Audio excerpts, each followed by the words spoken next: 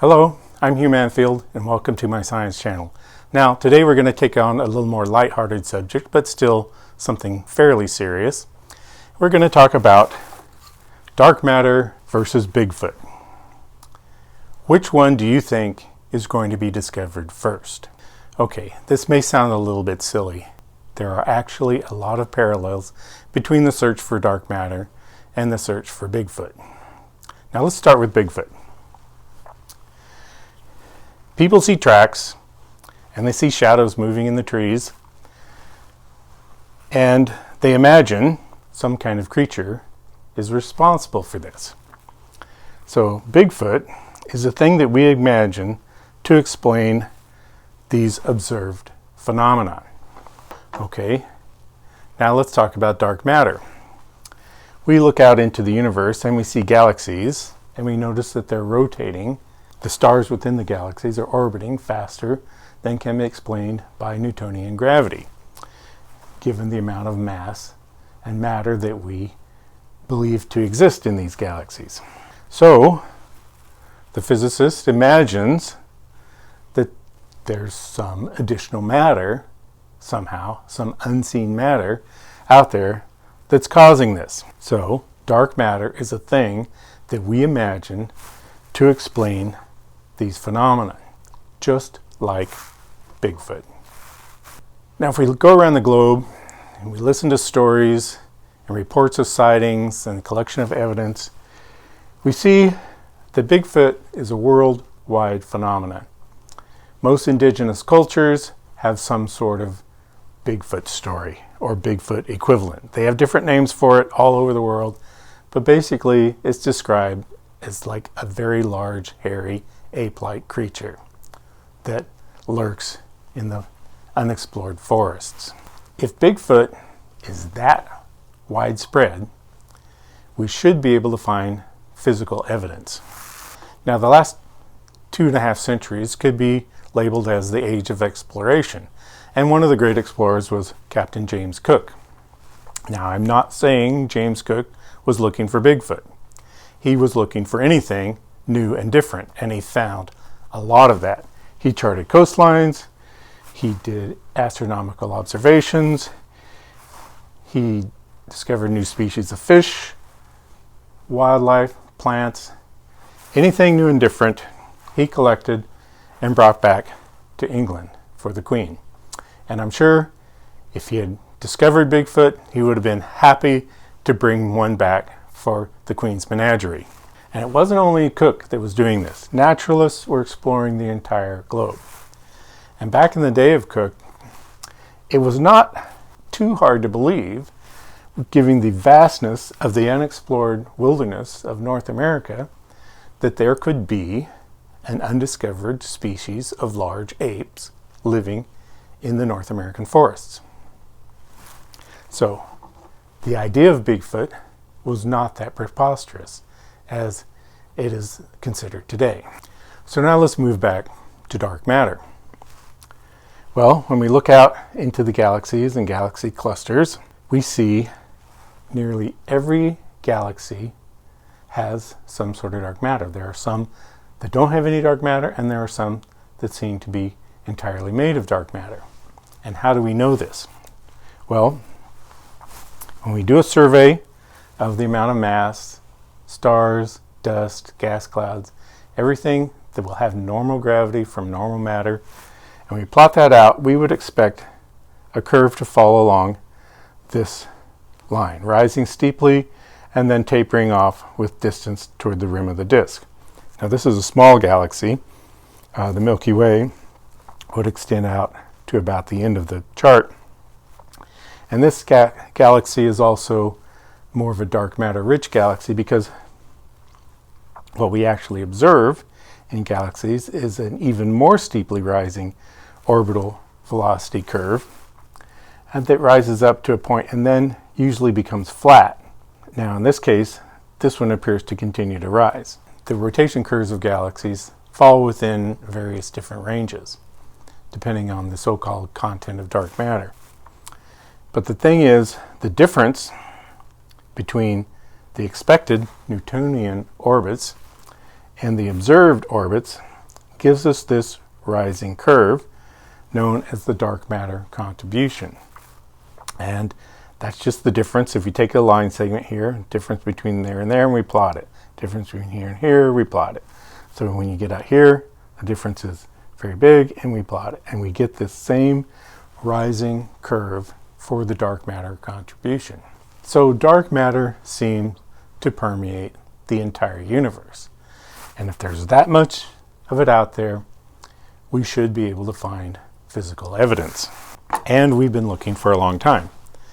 Since the 30s, back in the 40s and 50s, here we have Vera Rubin at her spectrometer, probably taking a galaxy rotation curve measurement. And we've made a lot of theories about what dark matter could possibly be. Most of them fall under the particle theory, where it's assumed that dark matter is some sort of undiscovered matter that interacts only through gravity. And there's cold dark matter, warm dark matter, hot dark matter, WIMPs, and there's more and more. And there are some counter theories that say no, it's a field. And these would be like MOND and fluid space theory.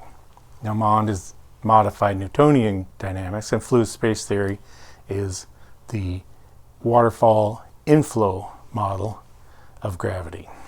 Now I was going to list all of the dark matter detection devices that have been constructed, but there's just too many of them. There are a plethora of experiments going on now that have gone on, and some that are planned for the future, and they cost from a few $1 million sometimes up to hundreds of millions of dollars. A lot of money and time and effort is being spent on the hunt for dark matter. So if dark matter exists, we should be able to find evidence for it. So let's go back to Bigfoot now. Over the last couple of centuries, we've discovered a whole lot of animal species, and we've cataloged them all, and species and subspecies, and we're still discovering new species and mostly subspecies to this day.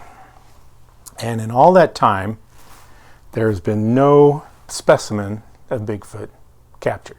So this has led us to question whether Bigfoot actually exists. We've been looking for Bigfoot for years and years, and we've gotten a continuous null result. We send out expeditions, people go out looking for Bigfoot, squatching, whatever you want to call it, and you get some good stories out of it, but no one's ever brought home an actual Bigfoot. So it's starting to make us think that we've been looking for something that doesn't exist. Now, if we look at the amount of exploration with satellites and photography and description of habitat and exploration of the forests, whether it was for oil or species identification or logging, most of the continent has been explored.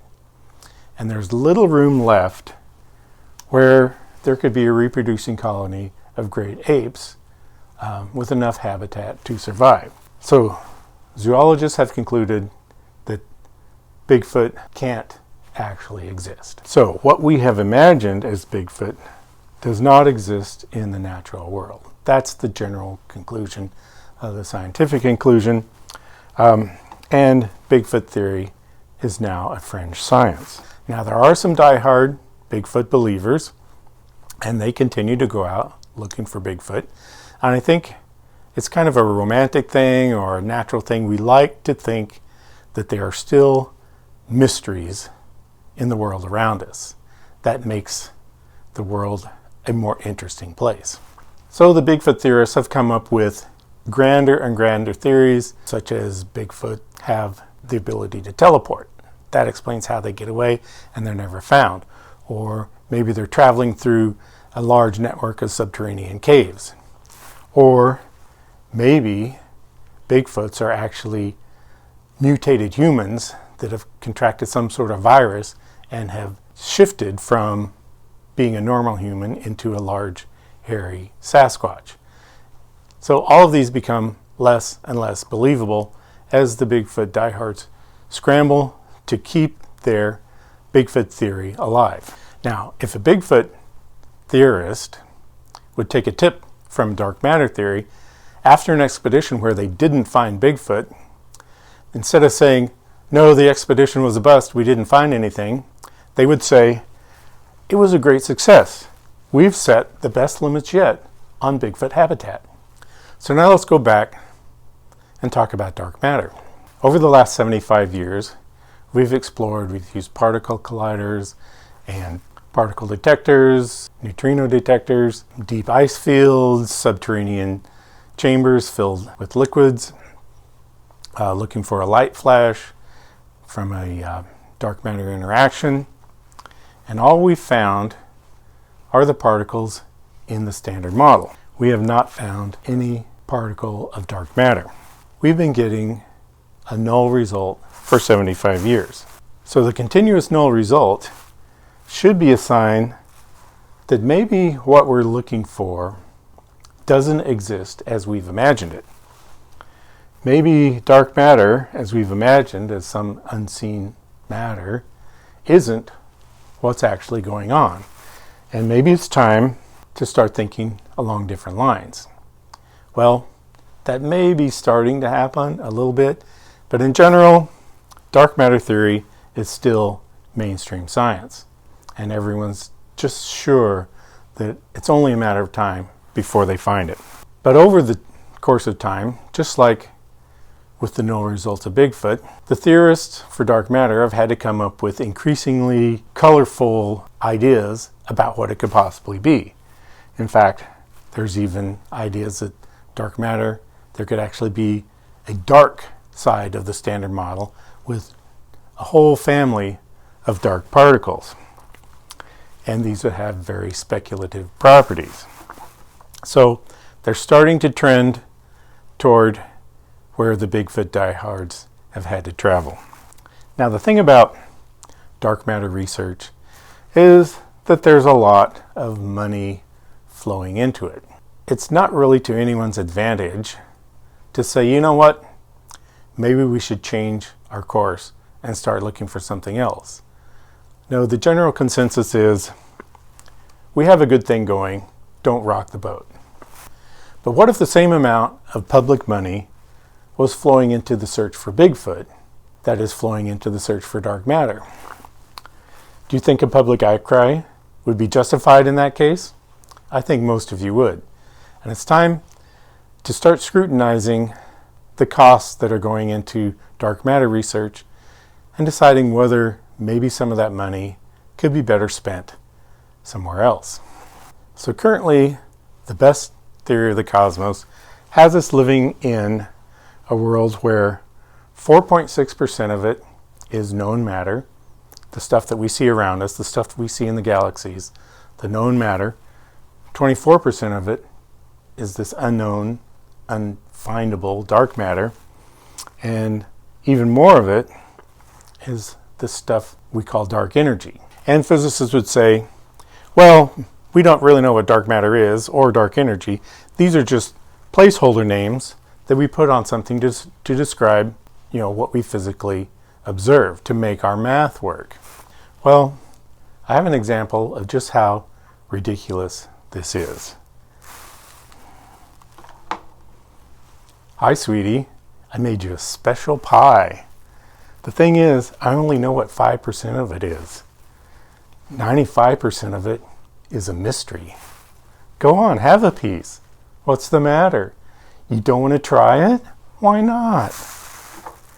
Okay, would you eat the pie? I'm not eating the dark matter, dark energy pie. And another example of how ridiculous it is what if we said, okay, the universe is made up of 4.6% matter and 24% Bigfoot and 71% Nessie. I mean, these are just placeholder names, right? For stuff that we don't know and can't find. Well, we can't find Bigfoot. We can't find Nessie.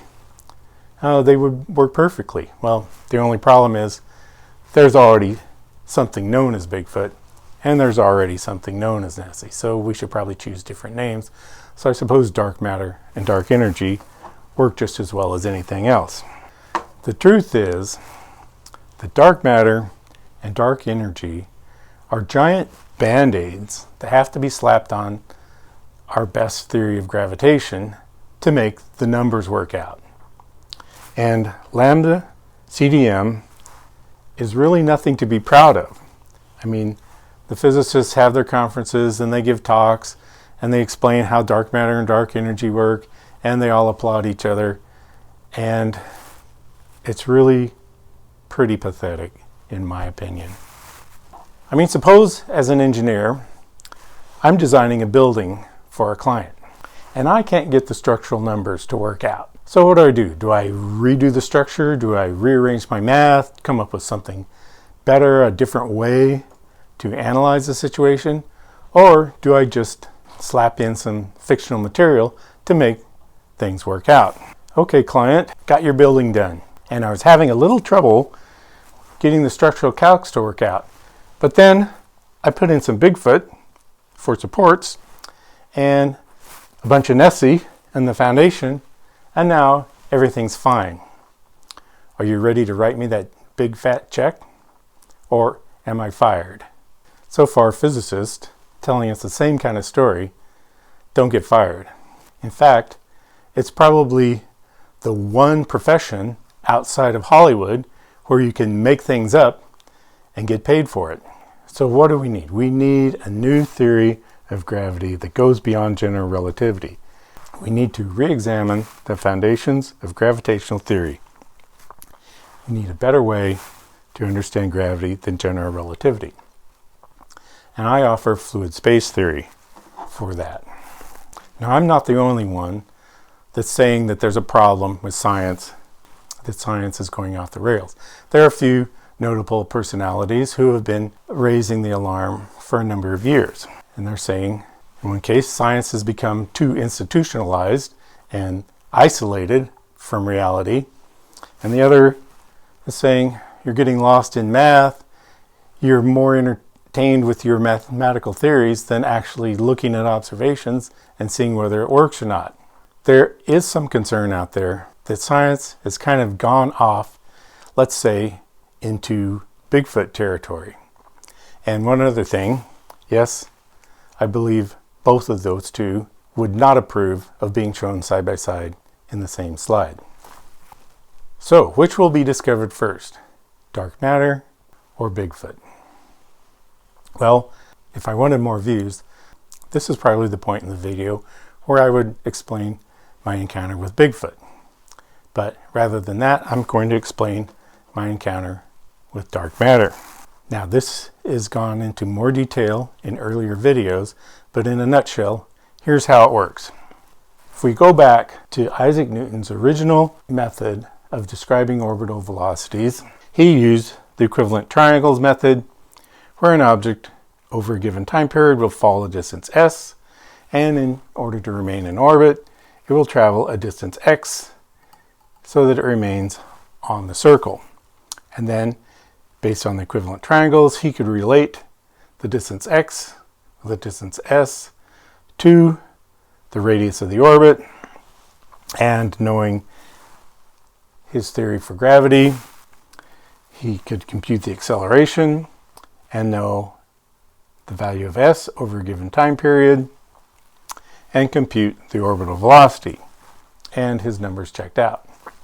Now let's suppose that instead of just gravity, something else is going on. Let's say, for example, expanding or contracting space-time. Well, if space-time is expanding, an object will fall a distance s during any given time period, but then it will be expanded back outward by some tiny amount, and we would see a decrease in the orbital velocity. Now, this is just basic theory. And on the other hand, since what we observe is an increase in orbital velocity with stars orbiting in galaxies, we look at the case of contracting space-time. Now, an object will fall a distance s, and then in that same time period, it will be contracted inward by an additional distance, and to remain on the curve, it will have to travel a longer distance and therefore have a higher orbital velocity.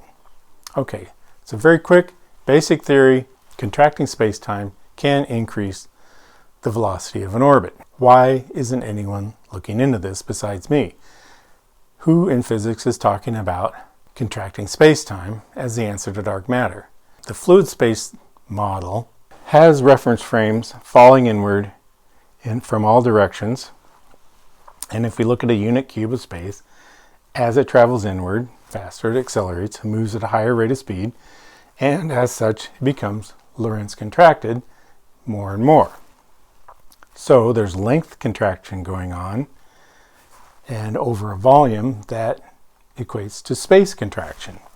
And it's not just happening here at the center, it's happening from the center all the way out. As long as that space is moving at a higher velocity than the rest velocity of the center of the attracting mass, then it's becoming length contracted. So there's length contraction going on here and here and here. And since it's a flow, it's an ongoing contraction. So the fluid space theory showed me that there should be contracting space-time surrounding a gravitating body. Okay, so what would that look like? Well, what I did was, given the velocity inward, I took the full volume of a unit cube, then I took the contracted volume based on the velocity, and I computed the amount of contraction. Now that I had that volume that was being contracted at a particular radius, I divided it by the area of the sphere, because it's going along outside of a sphere from all directions, and that gave me what I called the drift velocity. And that is the velocity an object would drift toward the center of mass if there was no gravity, if there was only the space contraction was going on. And it plots out, it looks a lot like a Newtonian acceleration curve. It's strong in the middle and it tapers off with distance. If I wanted to see how much spatial contraction was going on, I multiplied that drift velocity by the area of the sphere, and I got this interesting looking curve. It's a rising parabolic curve that increases with radius. And at first I thought this must be wrong. As I checked the numbers, that's what it is. And then I looked back at my galaxy rotation curve chart, and I realized that the shape of this curve was a pretty good match for the dark matter contribution. So what does that mean? Well, I started calculating the increase in orbital velocity at various distances based on the contraction field that I had computed through relativity around a gravitating body. And I learned that as the central mass increases, that contraction field becomes more and more pronounced. That increase in orbital velocity that it will cause to objects in the distance becomes more and more pronounced, where we have a supermassive black hole will have a very strong contribution, whereas massive stars like 100,000 solar masses or 10,000 solar masses or 100 solar masses, they produce flatter and flatter contributions to the galaxy rotation curve. So if we look at our galaxy rotation curve again, there it is, the dark matter contribution, and notice how closely it matches the shape based on relativity theory and the waterfall inflow model creating a contraction field around gravitating objects. Well, when math matches observation, you should think that you're onto something. And that's why I'm making these videos. I think I'm onto something. And I think people need to know about it. But physics has become so institutionalized, they don't want to listen to outside advice. They're not listening. So science is not only losing touch with reality, they're losing touch with the world around them. People, the general population, are feeling more and more isolated from science.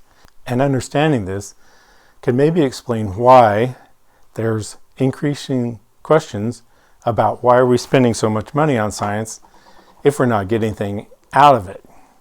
I mean, it's about results. We should be spending our money to get results, and especially public money. Now, you can spend all the private money you want on any experiments you want, and I've got no problem with that. You can go out looking for Bigfoot, or you can go out looking for dark matter, or whatever else you're looking for. If it's on your own money, that's great. But if you're using public money, you should probably be trying to conduct something that's going to get a good public result. And the other thing with physics as it stands now is that the only people who are allowed to make a contribution in physics are those that have the same sort of pedigree and have been brought up through the same sorts of institutions and gotten their degree that shows that they belong in the herd. Well, this is a recipe for closed thinking, and it's not a good environment for the generation of new, different ideas. The ideas are going to be sort of like what we've already seen, maybe a little bit different, and that's kind of what we're seeing in physics today. If you're not part of the herd, you have nothing to say about physics. So, in conclusion, if you're waiting to hear news that dark matter's been discovered, don't hold your breath. In fact, you might be better off going out looking for Bigfoot, because at least you'll be outside getting fresh air and exercise. And that's something to think about. So until next time, I'm Hugh Manfield.